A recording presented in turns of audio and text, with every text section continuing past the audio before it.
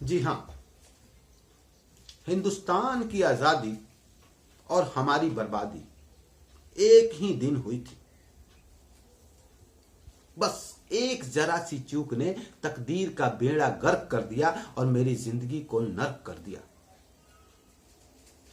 अब आप सुनने पे आमादा हैं तो मैं आपको पूरा किस्सा ही सुना देता। आप तो जानते ही हैं कि एलएलबी पास करने के बाद मैंने पूरे 3 साल तक अदालत की धूल फांकी थी। किसी बात की कोई कोर कसर नहीं रखी। एक से बढ़कर एक चालाक से चालाक मुंशी रखे।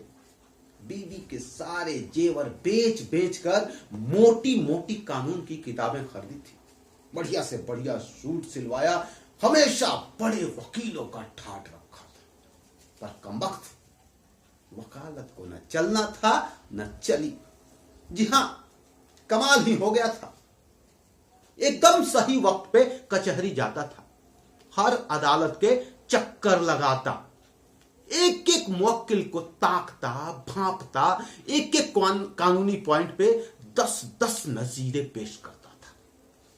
पर कमबख्त मुवक्किल थे कि मुझे देखकर दूर से ही कतरा जाते थे। एक से बढ़कर एक नामाकूल, घनचक्कर, घिसे घिसाए वकील मजे मजे अपनी जेबें गर्म करते और मूंछों पे ताव देते हुए घर जाते थे। और बंदा छूछे हाथ जाता था। सब तकदीर का खेल है साहब। लियाकत की दुनिया में कोई कदर नहीं है। अंधी दुनिया है ये, भेड़िया धसान। जिसकी तकदीर सीधी उसके पौ 12, वरना सबके 11 या 11.25। अंत के तंत मैं वकालत को धता बताकर राजा साहब का प्राइवेट सेक्रेटरी हो गया। अरे सच कह रहा हूं, मेरा यकीन कीजिए। मैं आपको अपना एम्प्लॉयमेंट लेटर दिखा सकता हूं। अर्ज करता हूं कि पूरे 7 महीने और 27 दिन वो चैन की बंसी बजाई ना कि पूछिए मत।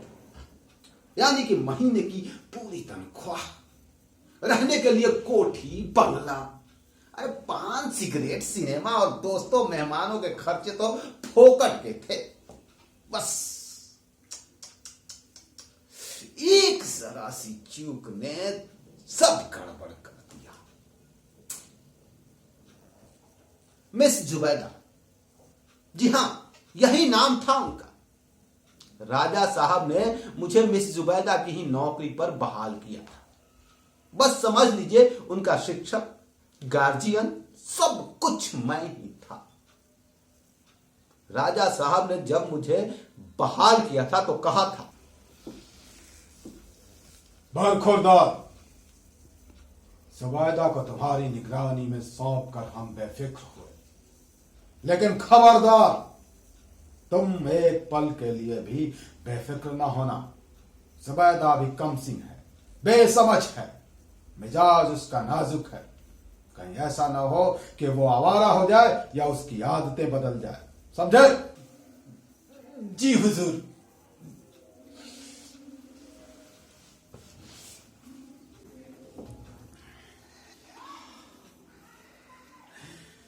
जुबैदा जल्द ही मुझसे घुल मिल गई। मैं भी उसे बेहद प्यार करने लगा था।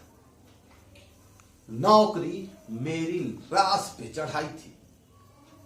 रही बात राजा साहब की, तो राजा साहब जिद्दी और झक्की परले सिरे के थे।